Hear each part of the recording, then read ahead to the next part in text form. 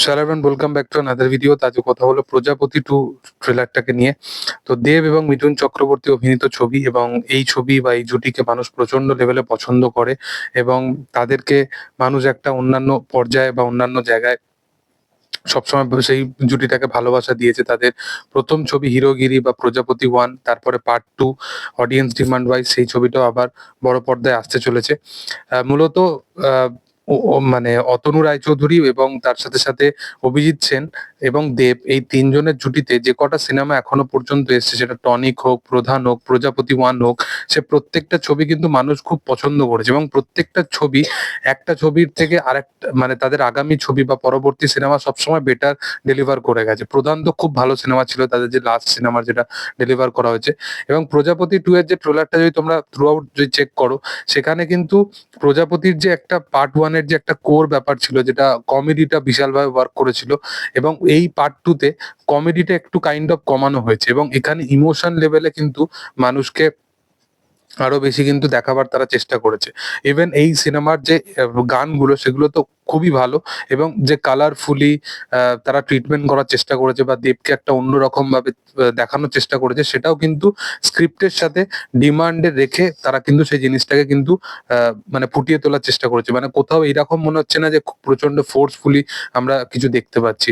তো সেই জিনিসটা একদমই মনে হচ্ছে না। এর পাশাপাশি ছবির যে ইমোশন লেভেলটা, সেটাও কিন্তু ট্রেলারে কাইন্ড অফ ওয়ার্কও করছে, যেখানে ইদিকার চরিত্রটা, তার সাথে তার একটা পাস্ট থাকতে চলেছে, ব্যাক স্টোরিতে ইদিকার চরিত্রটা থাকতে চলেছে, যার সাথে তার বিয়ে হয়েছিল, এবং তারপরে প্রেজেন্ট টাইমে ইদিকার ক্যারেক্টারটা হয়তো মারা যাবে, এবং তারপরে সে একজন সিঙ্গেল ফাদার হয়ে তার বাচ্চাকে পুরোপুরি মানুষ করবে, এবং লন্ডনেতে তার একটা রেস্টুরেন্ট চালাবে, এবং সেই রেস্টুরেন্টের কোনো একটা কারণ হবে, এবং এখানে অ্যান্টি হিসেবে অনির্বাণ চক্রবর্তীকে দেখানো হবে। তো অনির্বাণ চক্রবর্তী একজন দুর্দান্ত অভিনেতা।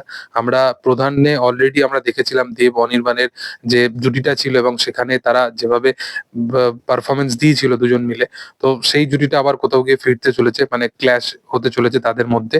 এবং এর সাথে এই ছবির যদি গান যদি দেখো, যেখানে ট্রেলারটা প্রথম যেখানে ইন্ট্রো হচ্ছে ক্যারেক্টার গুলো, এবং সেখানে ওই বিয়ের গানটা জিৎ গাঙ্গুলির গলায় আমরা শুনতে পাচ্ছি, সেটা ট্রেলারটাকে আরো দুর্দান্তভাবে পুল অফ করছে। এবং তার সাথে নচিকেতার যে স্যাড ভার্সনটা, যেটা এই ছবির হয়তো সবচেয়ে ভালো গান হতে চলেছে, সেই গানটাও কিন্তু ইমোশন যে পোর্শন গুলো, সেখানে কিন্তু যেভাবে সেই গানটাকে অ্যাড করা হয়েছে, সেটা কিন্তু ট্রেলার লেভেলে দেখতে দুর্দান্ত লাগছে। জ্যোতির্ময়ীর এখানে যে ক্যারেক্টারটা, সেটা আমার মনে হয় না যে খুব ইম্পর্টেন্ট একটা চরিত্র হতে চলেছে, বাট ক্যারেক্টারটাকেও কিন্তু স্পেস দেওয়া হয়েছে ট্রেলারের মধ্যে।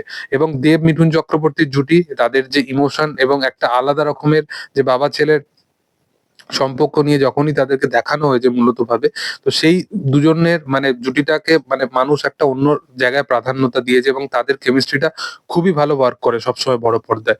তো সেই কারণে আহ এই জুটিটা আমার মনে হয় যে আবার এই বছরের সেরা জুটি, এবং সেরা পারফরমেন্স দেওয়া মতো একটা সিনেমা হবে এই সিনেমাটা।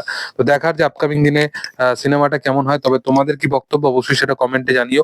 ভিডিও ভালো লাগলে অবশ্যই তোমরা লাইক করো, শেয়ার করো, সাবস্ক্রাইব করো চ্যানেলটিকে, এবং পাশে থাকা বেল আইকনটা অবশ্যই প্রেস করে দিও। Thank you all, by.